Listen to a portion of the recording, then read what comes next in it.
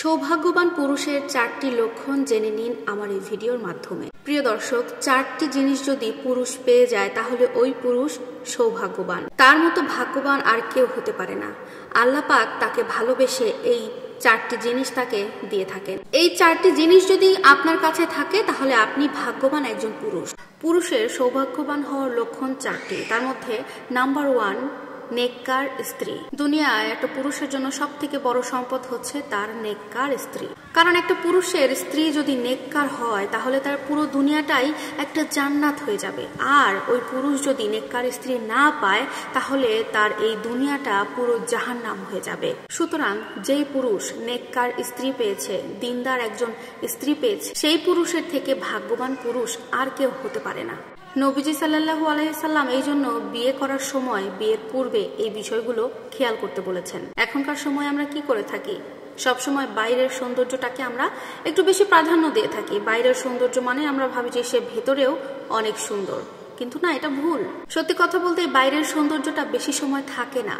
একসাথে থাকতে থাকতে ওই সৌন্দর্যটা মলিন হয়ে যায়। বিয়ের পরে বাচ্চা কাচ্চা তো নিতেই হবে। আপনি বাইরের সৌন্দর্য দেখে যে মেয়েটাকে বিয়ে করলেন, আপনার যখন 3-4 বছর পরে আপনি সন্তান নেবেন, আপনার স্ত্রীর সেই বাইরের সৌন্দর্য আগের মতো থাকবে না। তখন আপনি কি করবেন? আপনার স্ত্রীর ব্যবহার যদি ভালো না হয়, কিন্তু সুন্দর স্ত্রী, আপনার স্ত্রী বাইরে পরকীয়া করে, আপনার ওরকম স্ত্রী দিয়ে ঘরে শান্তি পাবেন আপনি?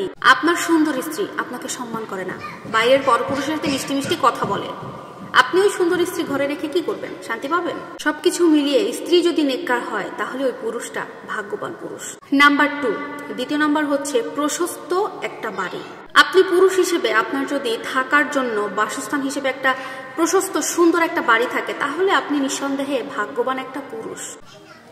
কারণ আপনি সময় নিয়ে প্রশস্ত বাড়ি বা সুন্দর একটা মনের বাড়ি থাকার জন্য বানাতে গেলে অনেক দীর্ঘ একটা সময়ের প্রয়োজন, যেটা করতে করতে আপনি বয়স পারও হয়ে যেতে পারে বা আপনি নাও করে যেতে পারেন।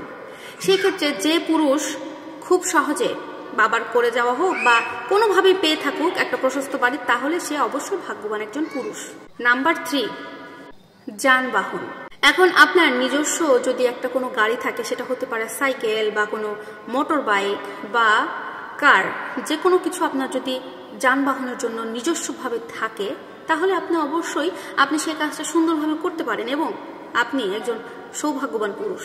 আর 4 নম্বর যেটা পয়েন্ট, সেটা হচ্ছে আপনার সৌভাগ্যবান হওয়ার পেছনে নেককার প্রতিবেশী পাওয়া কিন্তু অনেক বড় একটা ব্যাপার। আপনার প্রতিবেশী যদি নেককার হয় তাহলে নিঃসন্দেহে আপনি একজন সৌভাগ্যবান মানুষ। আপনার প্রতিবেশী যদি নেককার না হয় তাহলে কিন্তু আপনি কঠিন একটা বিপদের মধ্যে পড়ে যাবেন। কেননা আপনার প্রতিবেশী যদি নেককার হয় আপনাকে নামাজের জন্য ডাকবে, জুম্মার দিনে মসজিদে যাওয়ার জন্য একসাথে যাওয়ার আহ্বান করবে, আপনার ভালো চাইবে, কারণ নেককার মানুষেরা সবসময় অন্যের ভালো চায়।